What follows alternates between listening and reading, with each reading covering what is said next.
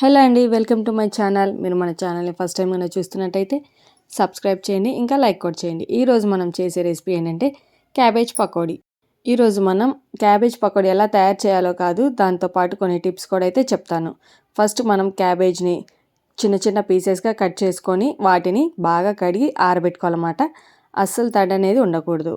తర్వాత అందులో 2 spoons rice flour, 6 spoons అయితే శనగపిండి, ఒక 2 స్పూన్స్ అయితే కార్న్ఫ్లోర్ వేసుకోవాలి. ఆ తర్వాత కొంచెం జీలకర్ర, కొంచెం వాము, కొంచెం అల్లం తురుము కూడా వేసుకొని కొద్దిగా కరివేపాకు వేసుకొని బాగా కలుపుకోవాలి. మనం ఇక్కడ సాల్ట్ లాస్ట్ ఆయిల్ హీట్ అయిన తర్వాత వేసుకోవాలన్నమాట, ఎందుకంటే అందులో నుంచి వాటర్ అనేది వస్తుంది.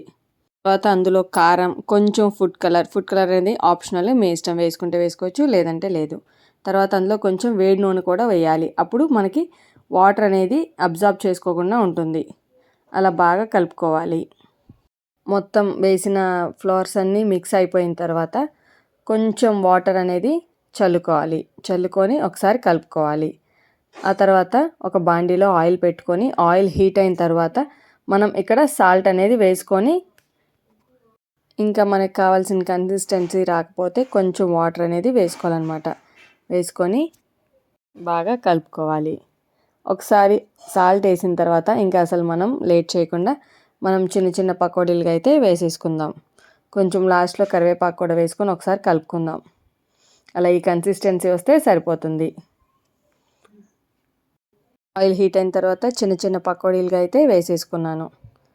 అలా వేసుకొని వెంటనే కదిపించకూడదు, ఒక 2 మినిట్స్ తర్వాత కదిపించాలి. కొంచెం నురుగంతా పోయి బాగా వేగిన తర్వాత ఇంకా తీసేసుకోవచ్చు అనమాట. అలా వెంటనే కదిలించకూడదు, కొంచెం వేగిన తర్వాత కదిలించాలి.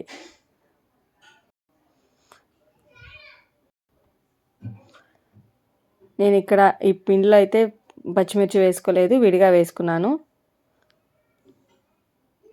ఇలా మొత్తం వేగిన తర్వాత ఇంకా సర్వ్ చేసుకోవడమే. టేస్ట్ అయితే చాలా బాగుంటుంది. మనకి హోటల్ స్టైల్లో క్రిస్పీగా క్యాబేజ్ పకోడీ అయితే రెడీ అయిపోయింది. ఒకసారి ట్రై చేసి కామెంట్ చేయండి. సబ్స్క్రైబ్ చేయటం మాత్రం మర్చిపోకండి. ఒకసారి సబ్స్క్రైబ్ చేసి లైక్ కూడా చేసేయండి. Thank you for watching.